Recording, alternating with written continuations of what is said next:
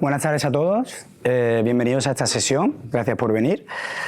Y bueno, espero que todavía a estas alturas, después de un día y medio de conferencia, tengáis todavía ganas de saber más de tecnología. Yo lo que he preparado para hoy es una sesión donde vamos a hablar de bytecoding, uno de estos temas candentes del momento, con sus fans y sus detractores, pero vamos a hablar desde el punto de vista de cómo podemos utilizarlo para ayudarnos a interactuar con las bases de datos. Las bases de datos, en concreto lo haremos sobre base de datos Postgre, ¿no? La base de datos más popular dentro del mundo del desarrollo. La base de datos es algo que tiene una complejidad de sí mismo, que en muchos momentos lo que vemos en proyectos es que frena el desarrollo de un proyecto por culpa de que se necesita un conocimiento específico de la parte de base de datos. Pues bien, hoy os voy a intentar enseñar cómo, trabajando con el bytecoding de manera controlada, podemos acelerar ese proceso de desarrollo interactuando con la base de datos basado en bytecoding, ¿vale? El plan que tengo para la sesión es muy sencillo. Empezaremos con una primera parte donde hablaremos de fundamentos de bytecoding, de aquellas cosas que deberíamos, digamos, buenas prácticas o aquellos conceptos que tenemos que tener claros cuando estamos trabajando con bytecoding. Y luego lo que haremos es aquí, de manera en directo, esperemos, montaremos una aplicación. Montaremos una aplicación más o menos desde cero, donde usaremos el bytecoding para hacer la codificación de la aplicación, sobre todo centrándonos en la parte de Postgre y de la base de datos, ¿vale? Ese es el plan. Me presento, soy Miguel Toscano, trabajo en Google Cloud desde hace 4 años, aquí en Barcelona. Y bueno, mi trabajo básicamente en Google Cloud es trabajar en torno a los datos. Mi background es siempre datos, antes de Google Cloud estaba en Oracle. Y mi mundo es los datos y últimamente es la confluencia de los datos con la inteligencia artificial. Sabemos que la inteligencia artificial es muy potente, pero sin los datos es menos potente. Y mi trabajo básicamente ahora se me ocupa en hablar con clientes, con partners y con desarrolladores para ver cómo podemos unir estos dos mundos de la mejor manera posible. Aquí tenéis mis datos por si queréis conectar conmigo después de la sesión. Feel free, cualquier pregunta, duda que os quede. Y ahí os dejo el repo de GitHub, ¿vale? Ese repo es donde voy subiendo proyectos, demos como la que os voy a presentar hoy. Así que si queréis entrar y echar un vistazo, pues bienvenidos. Vale, pues entramos en materia. No sé si os suena la cara o el nombre de este señor, pero este señor es uno de los grandes gurús de esta nueva era de la IA, ¿no? El señor Karpathy, que tiene un currículum que asusta, fue founder de OpenAI, estuvo trabajando como director de IA en Tesla y ahora hace 2 meses, creo que fue, se ha unido a Anthropic, por lo cual ya no le queda casi ningún sitio por donde pasar. Es un tío muy listo, eso está claro, ¿no? Y este hombre cogió y es el que se le atribuye el término de bytecoding, ¿vale? Y lo bytecoding pues lo definió básicamente como ese cambio en el paradigma de la programación, donde nosotros explicamos en lenguaje natural lo que queremos conseguir y hay alguien, que es ese agente con IA superpotente, que es capaz de traducirlo en código. Una de las cosas claves es que cambia el paradigma o el rol del desarrollador dentro de este ecosistema de bytecoding, ¿no? Es decir, el desarrollador pasa a tener un rol más de orquestación y supervisión que de codificación en sí mismo, de saberme la sintaxis de cómo se escribe esta función en este determinado programa. Esa es su visión, ¿vale? Yo no digo que sí ni que no, digo que esa es su visión, ¿vale? Y por tanto, pues un ejemplo de bytecoding pues podría ser esto, ¿no? Es decir, simplemente quiero crear un módulo en Next.js para hacer un buscador con un determinado estilo y con un delay de 500 milisegundos. Esto lo expreso yo en mis propias palabras, con mis requerimientos metidos en mi lenguaje natural, y esta magia que ocurre por detrás es capaz de generarme un código que podemos discutir si es más óptimo o no, pero es un código que debería de funcionar, ¿vale? Pero claro, esto del bytecoding, ¿lo consideramos un hype o lo consideramos algo real? Yo para responder a esta pregunta, a mí me gusta ver lo que está pasando alrededor del mundo, ¿no? Del mercado, ¿no? Y os he traído algunos ejemplos. Os he traído algunos ejemplos de grandes empresas en el mundo que ya tienen integrado la codificación asistida por IA dentro de sus procesos. Son públicos todos y bastante recientes, ¿no? Tenéis el caso de Uber, donde para toda la parte del prototyping están utilizando la IA. Es decir, esto es cuando tenían que sacar una nueva feature en el producto, antes pues había 2 millones de reuniones, documentos que generar, una especie de presentación, etcétera, etcétera. Y ahora simplemente con el bytecoding se generan cómo quedaría esa funcionalidad, cómo la integraría dentro de su producto, y el proceso de aceleración de sacar features es mucho más rápido.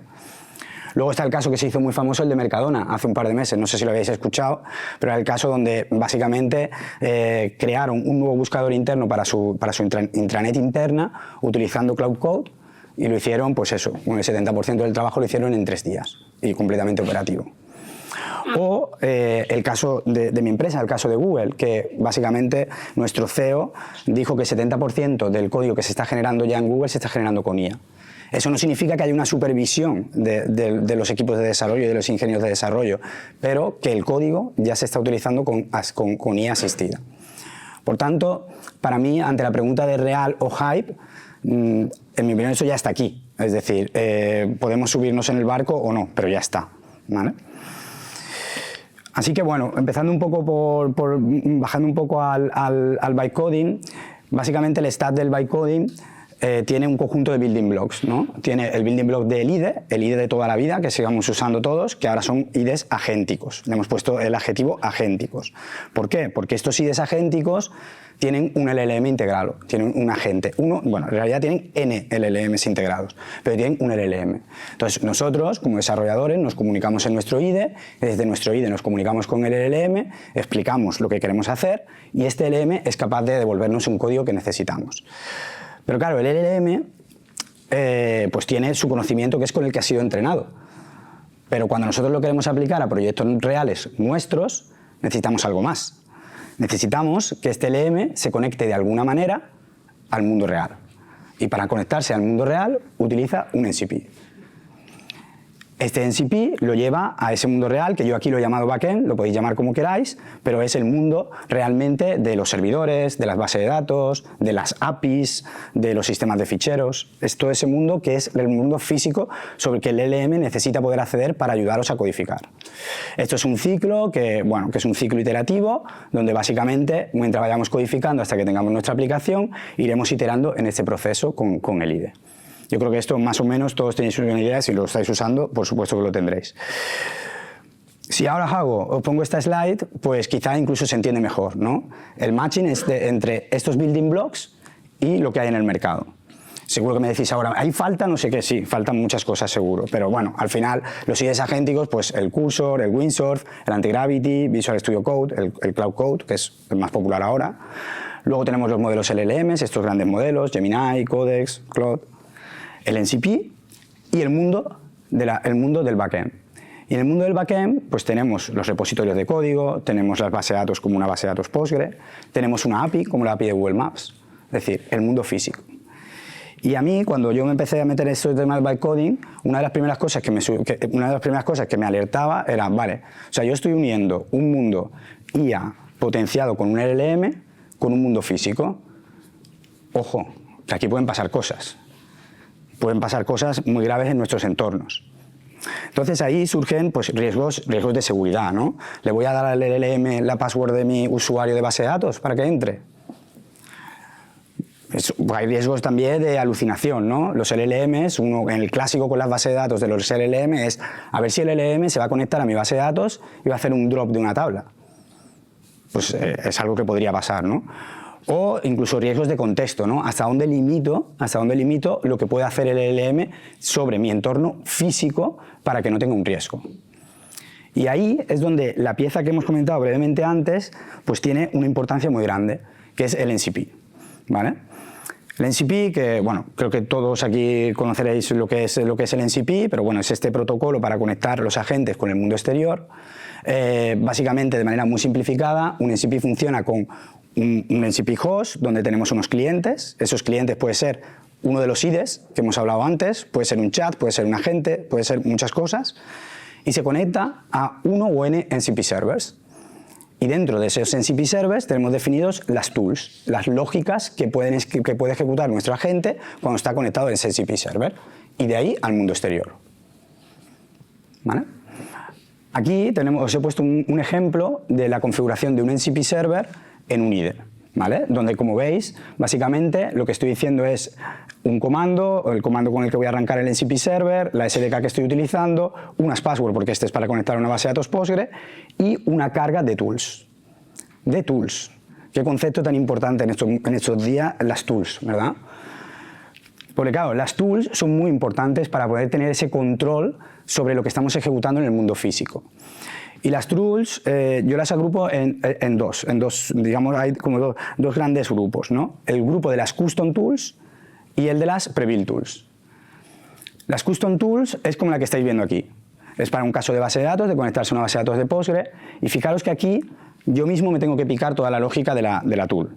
Es decir, esta query que hay aquí dentro, esta select, asterisco, select, lo que sea, from, no es un algo arbitrario que me ha generado un LLM, sino yo se lo he puesto aquí. Y soy yo el que tengo el control sobre la lógica que va a ejecutar el LLM sobre mi base de datos. Y aparte, pues puedo pasar parámetros, etcétera, etcétera. ¿Vale? Eso serían las custom tools.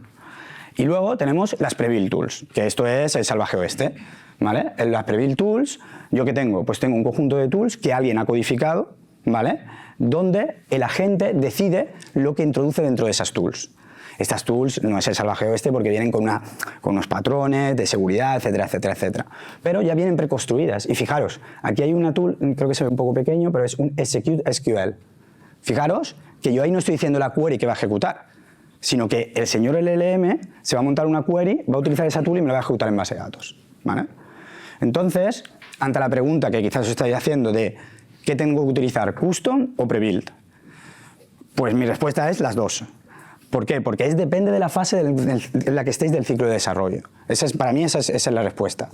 Cuando estamos en una fase inicial, la fase de building, ¿vale? En la que queremos agilidad, queremos que las cosas se construyan para ver para entender bien cómo podemos implementar esa lógica nueva que estamos desarrollando, las pre-built tools son buenísimas, porque van súper rápido, lo tienes ya todo hecho y no te tienes que comer la cabeza de cómo va a funcionar todo.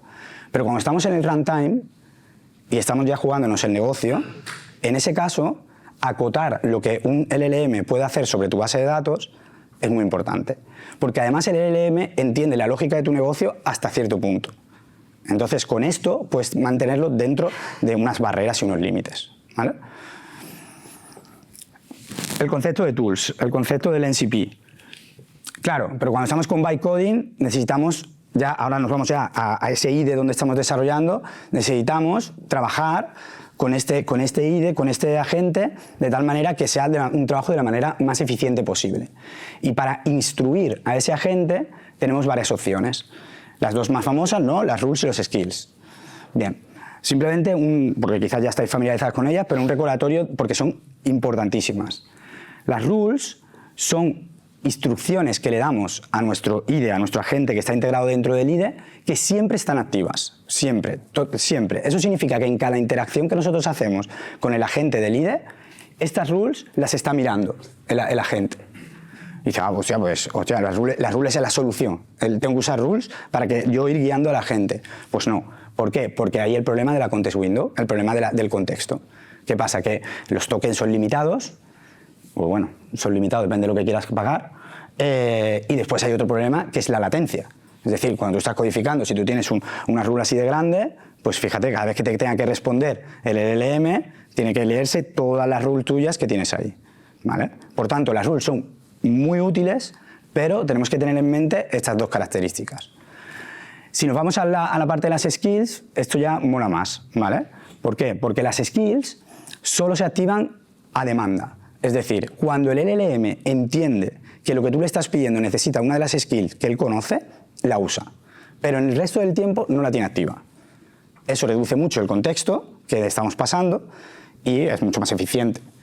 ¿Y para qué usamos las skills? ¿Cuándo tengo que utilizar skills? Bueno, las skills son para ayudar al LLM a resolver problemas complejos. Es decir, problemas que no es un solo paso. El problema es que tenemos varios pasos, tareas que tienen cierta complejidad y queremos guiar nosotros al LLM, porque nosotros somos los ingenieros, somos los que lo sabemos hacer. Entonces nosotros guiamos al LLM en cómo lo tiene que resolver. ¿Vale? Otra cosa buena de las skills es que escala muy bien, porque tú construyes una skill y la puedes reutilizar en otros proyectos. Es decir, la skill es algo que no está acotado a un proyecto. Si yo le enseño a él cómo activar, cómo está en este ejemplo, vector search en la base de datos, pues esto lo puedo utilizar en cualquier sitio. Es decir, lo construyo una vez y lo uso n. ¿Vale? Y claro, con esto llegamos a la base de datos. Ese mundo que a mí me apasiona, pero puedo entender que a vosotros sea un dolor. ¿Vale? La base de datos, desde el punto de vista de desarrollo, ¿no? Muchas veces es un freno, como decía al principio. ¿Y por qué? Porque las bases de datos han ido evolucionando y ya no es solo un sitio donde tú sueltas unas tablas y las pones ahí, sino hay muchas funcionalidades que se resuelven en la propia base de datos y con esta era de IA más todavía. Entonces, claro, nosotros tenemos que decidir si queremos una base de datos SQL, no SQL, cómo vamos a optimizar el performance en la base de datos, cómo vamos a desplegar el modelo de datos, normalizado, desnormalizado. Todos estos conceptos que son muy del entorno, de la parte de base de datos, los tenemos ahí y claro, ¿cómo lo hacemos, ¿no? Bueno, pues es ahí donde yo creo que nos puede ayudar el bytecoding, ¿vale? Entonces, lo que os voy a enseñar ahora, ¿vale? Es una aplicación que vamos a construir juntos de un guía gastronómico de aquí de Madrid, de restaurantes, bares de Madrid, ¿vale?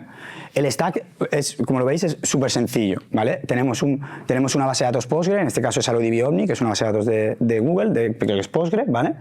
Tenemos un modelo Gemini, que es el que vamos a utilizar para hacer el bytecoding, pero también es el que vamos a utilizar para generar los embeddings.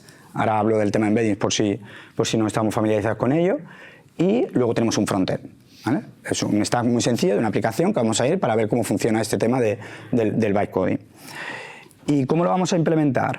Vale, pues vamos a hacerlo paso a paso para ir viéndolo. Vamos a partir de una situación inicial, que quizás es una situación que vosotros os encontráis en vuestros proyectos, ¿no? Una situación inicial donde yo tengo un frontend estático, completamente desconectado, que me lo he creado para enseñárselo a mi jefe y decirle, oye, mira qué guay lo que me va a quedar esto, ¿vale? Luego tengo un conjunto de datos, en este caso los vamos a tener en un CSV, pero podría ser un dataset que tengáis en otro sistema, en otra base de datos, en otro lo que sea, y una base de datos corriendo allí vacía, sin nada, ¿vale? Así es como vamos a empezar. Luego de ahí, lo que vamos a hacer es, vamos a cargar los datos dentro de la base de datos, vamos a conectar este frontend con la base de datos para que me responda con dato real, mi dato, y vamos a activar búsquedas para que mis usuarios que entren en mi aplicación puedan encontrar lo que están buscando. Un caso de uso bastante real, ¿no? Pero no nos vamos a quedar ahí. Vamos a intentar potenciar esas búsquedas utilizando Vector Search. ¿Cuántos de vosotros conocen el concepto de Vector Search? ¿Podéis levantar la mano? Vale, pues luego lo explico bien, ¿vale? Bueno, unas búsquedas avanzadas sobre la base de datos. Y lo último que vamos a intentar hacer es decir, con el bytecoding vamos a optimizar nuestra base de datos para que esto pase de ser un prototipo a una base de datos una aplicación que podamos poner en producción. Y todo eso lo vamos a hacer con bytecoding. Pues venga, vamos a hacerlo. Antes, ¿tenéis alguna pregunta de lo que hemos hablado hasta ahora? A mí prefiero hacer preguntas por el camino, si tenéis, ¿eh? ¿No? Vale, vamos. Vale, pues ¿se ve la pantalla? Sí, ¿no? ¿Se ve bien? Vale, esto es, como decía, este es ahora mismo situación inicial, ¿eh? Recordamos, tenemos una aplicación, un frontend estático, desconectado, que es esto, ¿vale? Que tiene aquí datos de mock y tiene poca cosa, ¿vale? Y ahora nosotros lo que vamos a irnos es a trabajar a nuestro IDE, ¿vale? Vamos a ir a trabajar a nuestro IDE. En este caso, yo estoy trabajando con el IDE que se llama Antigravity, que es el IDE de Google, ¿vale? Pero, o sea, lo que yo voy a hacer ahora funcionaría al 95% igual en cualquiera de los IDEs que estáis utilizando, ¿vale? No cambiaría. Y como he comentado al principio, un IDE de estos es como un IDE de toda la vida, donde pues tú tienes tu explorador de ficheros, tienes tu conexión a tu repositorio de GitHub, tienes tu terminal aquí, bueno, pues lo que es un IDE, con el que trabajáis cada día, ¿vale? Y entonces lo que vamos a hacer es que vamos a abrir esta cosita que tenemos aquí, el señor agente. Y este señor agente, claro, ya esto sí que es la parte nueva.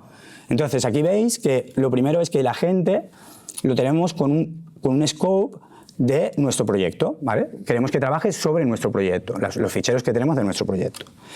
Y aquí, como en todos los IDEs, podéis seleccionar el modelo que queráis utilizar. La mayoría de los IDEs están integrados con casi todos los modelos, ¿vale? Bien, pues vamos a empezar a hacer lo que... Bueno, aquí en la fichero de database, ¿vale? Tengo mi CSV, ¿vale? El CSV que comentábamos, y por debajo os tenéis que creer que está corriendo una base de datos.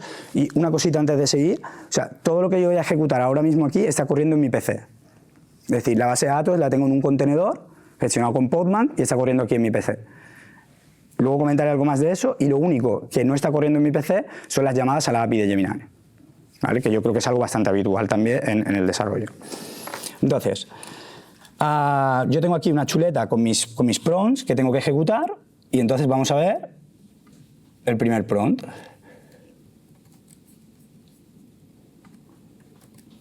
Vale, por si no lo veis bien en la pantalla, básicamente lo que le estoy diciendo en mis propias palabras es que lea de un CSV, ¿vale? Se conecte utilizando el NCP a la base de datos, cree las tablas, despliegue el modelo y lo cargue, ¿vale? Lo ejecutamos y fijaros que él ya se está poniendo a hacer cosas, está buscando el CSV, está entrando en la carpeta de base de datos, analizándolo, y dice, vale, tengo uno que es el CSV que me está pidiendo. Y ahora fijaros lo que me ha pedido. Dice, vale, ahora quiero ejecutar una tool, que es la list table, para ver si la tabla ya está creada, o para listar las tablas que hay dentro de la base de datos. Y está utilizando el NCP Server para conectarse. Y se da cuenta que no tiene la password. Y entonces, como no tiene la password, me pide entrar en el .m para coger la password. Entonces le decimos que sí.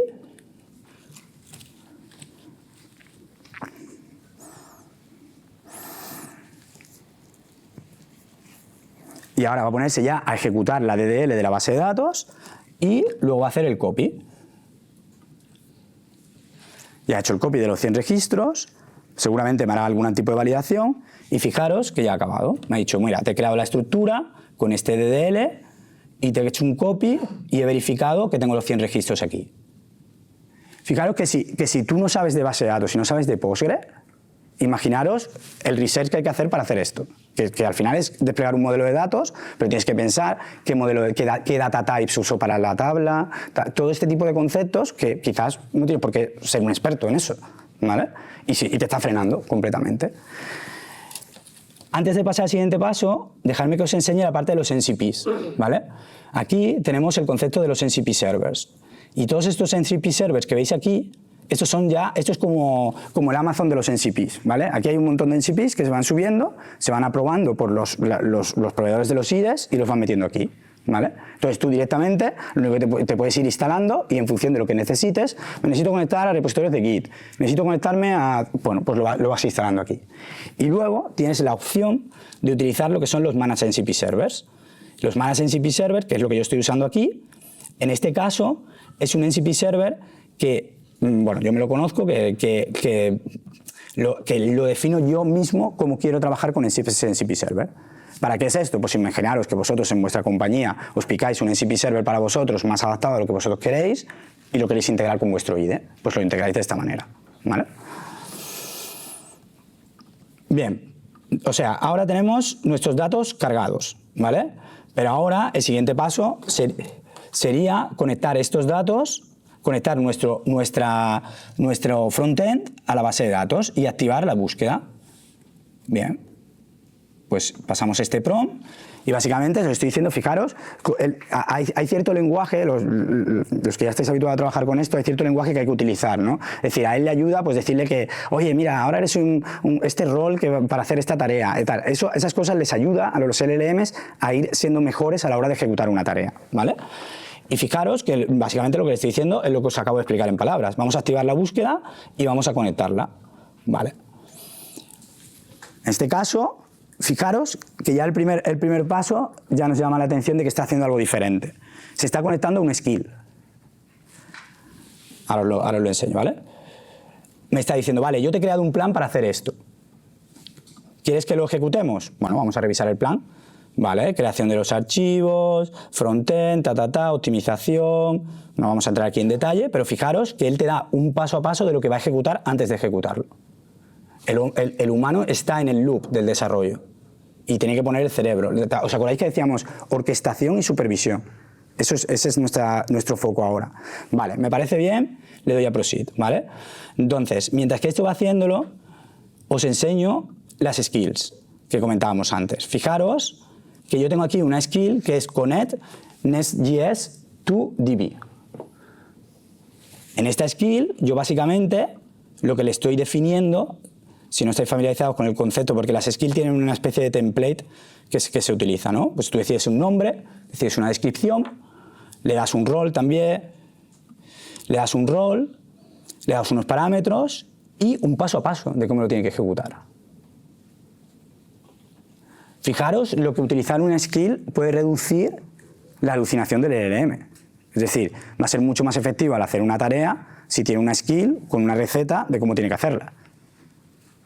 Y por supuesto, ya sabéis que estas skills las podemos hacer también con IA.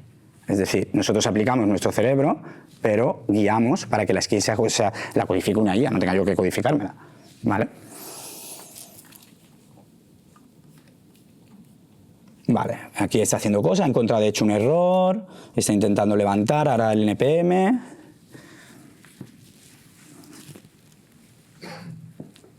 Vale, y ahora quiere probármelo él, que le voy a decir que no me lo pruebe.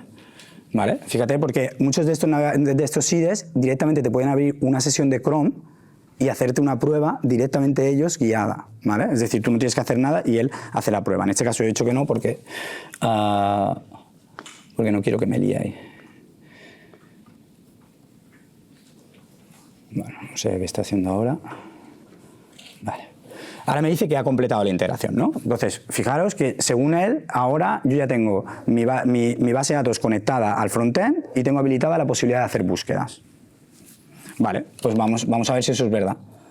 Entonces nos venimos aquí y en mi frontend, hombre, ya tiene de primeras tiene ya mejor aspecto, ¿verdad? Tiene mejor aspecto porque ya aparece aquí como un catálogo de productos, ¿vale? O un catálogo de sitios y sitios para comer que, bueno, que parece que ya está cogiendo los de la base de datos.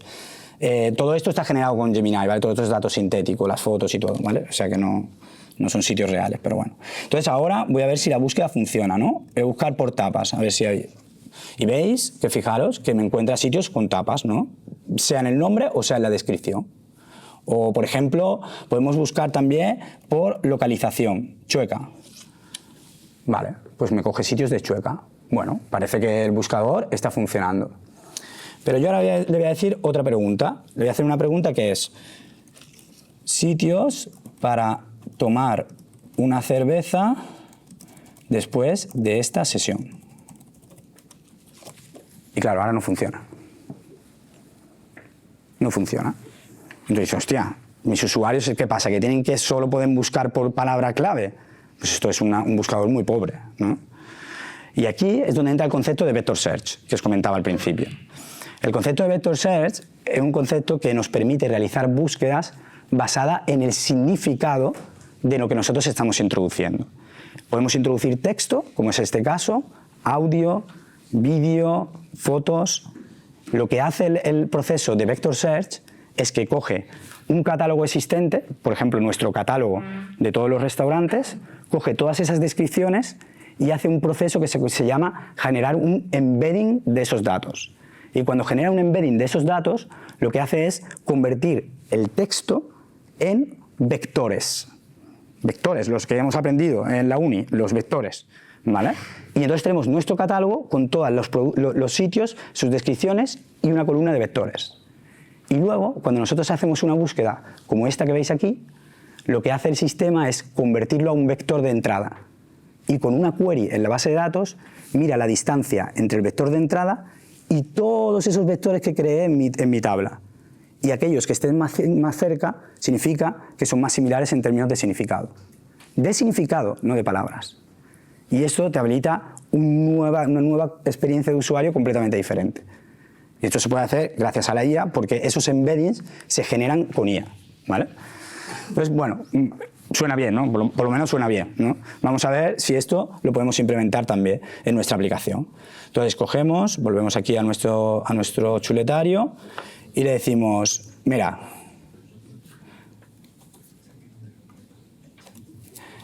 nuestros usuarios se están quejando de que ponen a buscar cosas como cena romántica, etcétera, etcétera, y no les devuelve ningún resultado. Así que habilítame Vector Search en la base de datos. Este sería nuestro prompt, ¿vale? Entonces, fijaros que para esto también tiene otra skill. Y ya se ha ido a buscarla. Y he dicho, vale, voy a buscar esta skill. Le voy a dar a proceed para no detenerme ahora, ¿vale? Pero fijaros que tiene una skill que es add vector search en una base de datos. Y como la anterior que hemos visto, sigue el mismo formato y básicamente lo que nosotros le estamos dando es las instrucciones que tiene que hacer para poder generar esto. Y él lo que está haciendo es generando, llamando, haciendo una operación, ahora la vamos a ver seguramente, una operación primero está viendo que la capacidad de poder hacer vector search en la base de datos esté activa, que ya está viendo que no y la está activando. Eso en Postgre se llama habilitar extensiones, ¿vale? Para los que conozcáis un poco Postgre, ¿vale? Y a partir de ahí lo que va a hacer es coger esa tabla de restaurantes, esa columna descripción y va a generar los embeddings de toda esa columna. Una vez que tenga esto, dice, ya lo tengo preparado. Eso es lo que debería de estar haciendo. Ahora vamos a ver.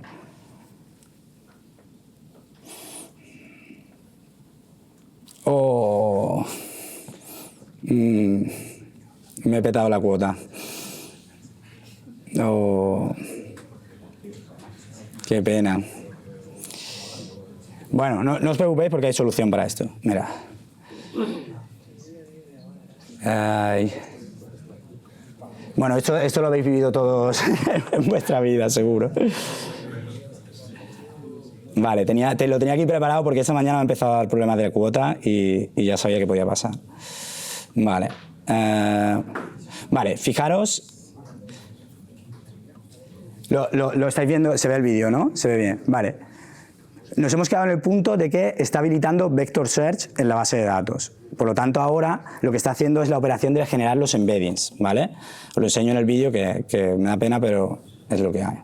¿Vale? Fijaros que lo que ha hecho es llamar a ese modelo de generación de embeddings, ha cogido el plan y ahora me ha dicho, vale, pues ya te lo he implementado y esta operación que veis aquí arriba de update es la operación que genera los embeddings, esa columna con toda la representación vectorial, ¿vale? Entonces, fijaros, también otro punto importante que todavía no hemos comentado. Todo esto lo estamos haciendo sin salir del IDE. Claro, fíjate que digamos en la programación o en el más tradicional, ¿no? Al final tenías que ir, oye, ve a la base de datos, ejecútame esto en la base de datos, luego ve aquí, ejecútame esto aquí, luego ve allá. Y aquí lo estamos ejecutando todo directamente desde el IDE, sin tener que salir de aquí. Y eso también es muy potente, muy efectivo y genera mucha productividad, ¿vale? Vale, pues el siguiente paso, después de generar los embeddings, ¿cuál sería? El siguiente paso sería decir, vale, ahora que ya tengo mis embeddings, he generado la extensión, he añadido la columna, he generado el embedding, ahora lo que voy a hacer es, voy a actualizar mi frontend para que utilice este tipo de búsqueda, no utilice la búsqueda que teníamos antes de keyword, ¿vale? Pues esto igualmente se lo expresamos en lenguaje natural. Le estamos diciendo esto, quiero que me lo sustituyas, y él ahora va a coger y va a patearse el código con toda la parte del frontend y va a decir, aquí yo tenía una select donde había un keyword, ahora voy a poner una select de vector search, de estas queries avanzadas, ¿vale?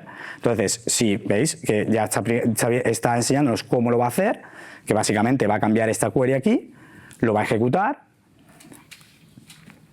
Y para esto, por ejemplo, aquí esto es el equilibrio que también tenéis que ir decidiendo en función de la tarea que vosotros vais a ejecutar. Para esta tarea no tiene una skill. ¿Por qué? Porque al final es suficientemente listo para encontrar el actions y cambiar allí una query. Eso un LLM es suficientemente listo, ¿vale? Y ahora está volviendo a arrancar el NPM y ya lo tiene. Entonces, según él, ya tiene esta query implementada para poder hacer vector search, que esa es la típica query de vector search. Nos venimos aquí al actions y vemos que la query ya ha cambiado, ¿vale? Y ahora, sí, a esto nos volvemos a nuestra aplicación. Y fijaros que ahora la query que antes no devolvía nada,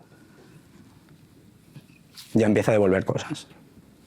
Y cosas basadas en la intención de lo que le hemos preguntado, no en las palabras. Es decir, le hemos preguntado una pregunta más genérica, ¿no? Es decir, él tiene que ya correlar significado de lo que le estamos diciendo, no palabras claves, ¿vale? Y si lo decimos lo mismo para una cena romántica, pues nos va a devolver pues, otro tipo de sitios donde a lo mejor asocia una cena romántica a algo que sea tranquilo, que no tenga mucha gente, que tal, que no sea ruidoso. Bien, pues eso es lo que se puede hacer por detrás. Esto de Vector Search, yo os recomiendo encarecidamente que os metáis un poco con este tema, ¿vale? Porque ahora por ejemplo, creo que antes había unos compañeros aquí de Inditex haciendo la aplicación Zara o URLs como web como Zara utilizan Vector Search por debajo, ¿vale? Para toda la búsqueda. Es búsqueda avanzada que ya se está implementando en todos sitios, ¿vale? Muy bien, pues ya tenemos esto montado y ahora ¿qué es lo que nos quedaría? Nos quedaría decir, vale, tenemos esta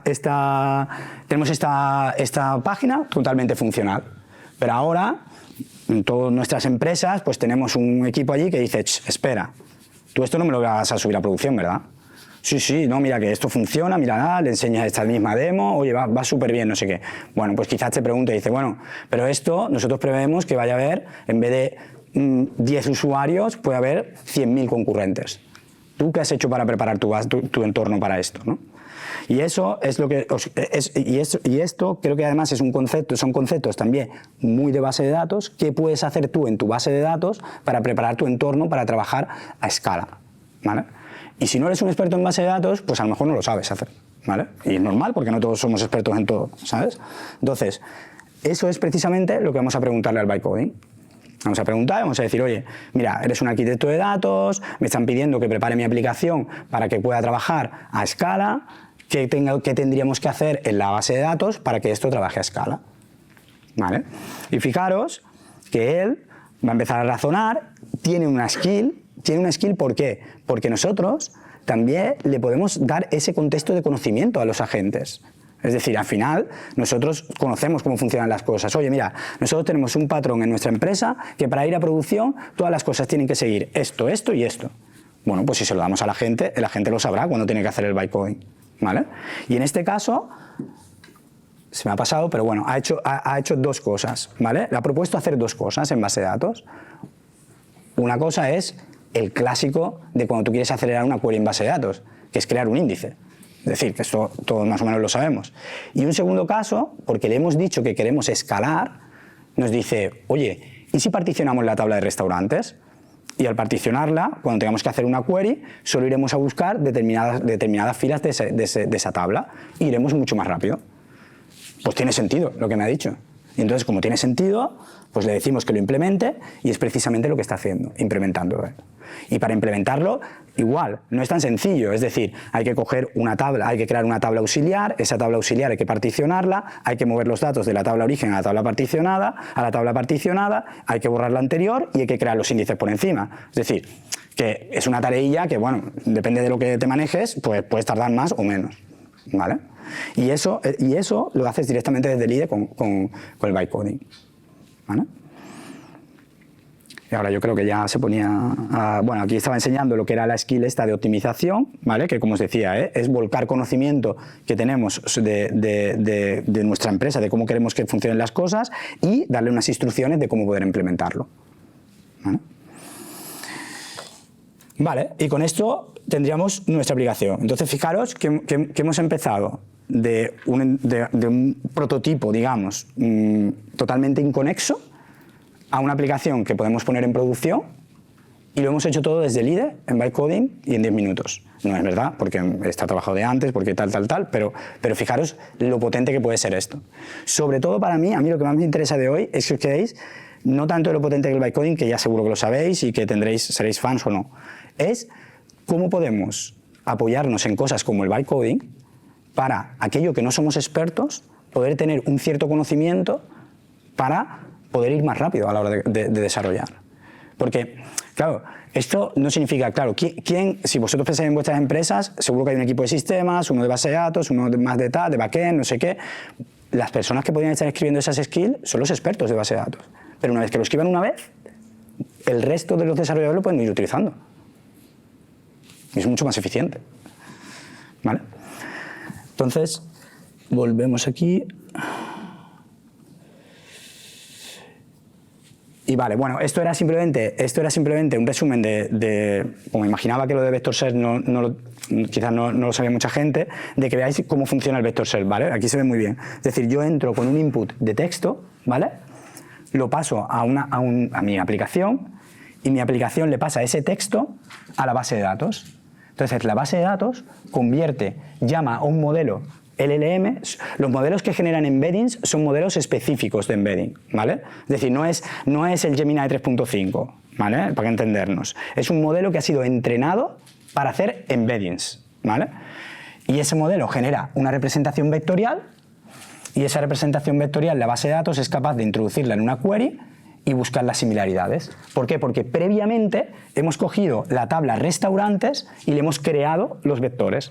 Entonces hace una operación matemática, básicamente, y nos devuelve un conjunto de recomendaciones. ¿Ok? ¿Cómo la mantienes a efectos de...? Digo, porque es un problema que me he estado encontrando cuando vectorizas datos. ¿Cómo mantienes si sacas o metes restaurantes en la base de datos que está vectorizada? Hay bastantes soluciones ya. Es decir, a ver, la solución más sencilla es un trigger en la base de datos. Cada update que tú hagas, llamas al modelo para que te genere el embedding. Esa es la más sencilla.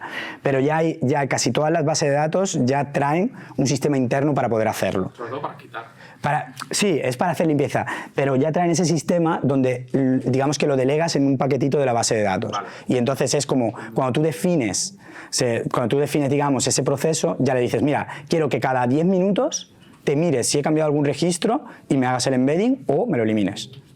Sí, ya hay procesos para hacer ese mantenimiento, porque si no... A nivel de la propia base. Sí, es que esto es base de datos, es que ese dato está aquí, es que está ahí, realmente, no es a otro nivel. ¿Vale? Entonces, creo que me quedan 5 minutos. Bueno, la pasta, ¿vale? Es decir, el tema del bytecoding está súper bien y espero haberos convencido de que quizás lo podéis estar utilizando, lo podéis utilizar y muy bien. Pero bueno, ¿y esta fiesta cuánto cuesta? Pues mucha pasta, ¿vale? Entonces, yo lo que quería comentaros sobre este tema de la pasta es que cuesta mucha pasta, lo primero, y que la gente no se da tanto cuenta de lo que cuesta, y sí daros algunas líneas, ¿vale?, sobre las que trabajar para optimizar costes cuando estáis haciendo bytecoding, ¿vale? Y son 3 grupos, ¿no? El tema del contexto, los modelos y las tools, ¿vale? El tema de los contextos, ¿vale? Muchas de las cosas ya las hemos comentado durante la sesión. Una de ellas es utilizar las skills. No solo porque nosotros podemos guiar al LLM para hacer una tarea compleja, es que si nosotros guiamos al LLM a hacer una tarea compleja, no se queda en bucle haciendo reasoning durante 3 horas. Y eso significa que gasta mucho menos token y es mucho más eficiente en términos de dinero, ¿vale? Luego, cuando estamos haciendo el bytecoding, no sé si os pasa a vosotros, somos muy poco rigurosos, ¿no?, a la hora de cómo le damos la información al LLM. Muchas veces es como, venga, haz esto y búscate la vida, porque es muy cómodo hacerlo así. ¿Qué pasa? Que si nosotros utilizamos esta tontería que es un @file y nosotros sabemos los ficheros que tiene que tocar el LLM, y a ver, seguimos siendo los que estamos ahí en la supervisión y la orquestación, en muchos casos lo podemos saber. Pues si los podemos saber, mejor ponerlos porque reduces muchísimo el contexto que le estás pasando al LLM. Y luego lo que comenté al principio, ojo con las rules.